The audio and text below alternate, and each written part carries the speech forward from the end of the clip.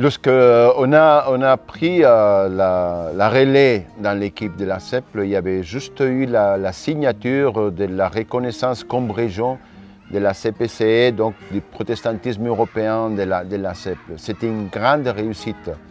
Mais il n'y a même pas une visibilité réelle de cette petite CEPL. Et tandis qu'aujourd'hui, après ces 8 années, il y a un travail d'ensemble régulier, formel, avec les différentes régions de la CPC. Donc ma reconnaissance, c'est surtout parce qu'on a gagné en visibilité parmi les organismes œcuméniques européens, mais aussi entre nos églises, on a pu construire des rapports beaucoup plus de confiance et de mutualisation, d'échange. Et ça, c'est vraiment un cadeau qu'on a eu pendant cette période de 8 années.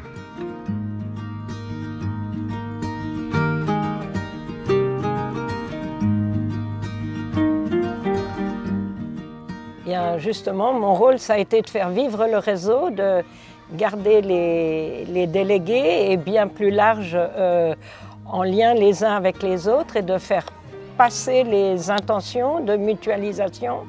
Et donc, ça a été, j'ai envie de donner un exemple, c'est celui des médias. Il y a 8 ans, on a senti que nos organes de chacun des pays, au niveau de la presse écrite, au niveau de la radio, au niveau de la télévision, commençaient à sortir beaucoup des murs. Et on s'est dit, oui, mais alors il faut qu'on soit au courant de qu'est-ce qu'on fait les uns et les autres. Et c'est ce qu'on a fait. Et pendant 5 ans, on a eu au moins une rencontre chaque année, parfois un peu plus, pour partager. Et vous, pour la radio, vous vous y prenez comment? Et vos communiqués de presse? Et votre site web institutionnel? Ouf, on peut faire mieux, etc. Et donc, on a travaillé. Et notre surprise a été de voir qu'au moment où la pandémie est tombée sur l'Europe, et le monde, mais pour nous, on était quelque part un peu déjà prêts. Parce qu'on avait déjà, au niveau des communicants de nos 6 pays et quelques églises, on avait déjà travaillé sur comment il fallait s'y prendre.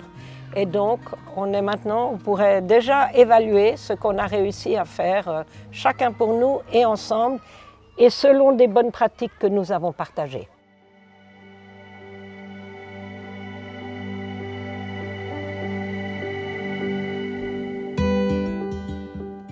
Ce que j'ai remarqué, c'est que nous avons des situations très semblables, similaires, avec, on a dit, la théologie de la diaspora.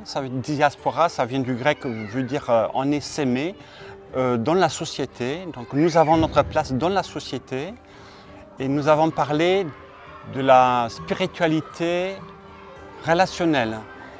La spiritualité relationnelle qui veut dire certes la relation avec Dieu, mais aussi la relation avec mon prochain, avec pas seulement le prochain dans l'Église, mais le prochain aussi dans la société. Donc nous avons une place dans cette société d'annoncer la parole. On est souvent reconnu par l'éthique, les valeurs que nous avons, mais nous voulons aussi faire connaître la foi qui nous porte. La foi dans notre Église. Et je crois que se renforcer les uns les autres dans cette recherche de trouver le bon langage, la bonne parole dans notre société où nous nous sommes placés, je crois que ça c'est une mission importante pour les 4 ans à venir.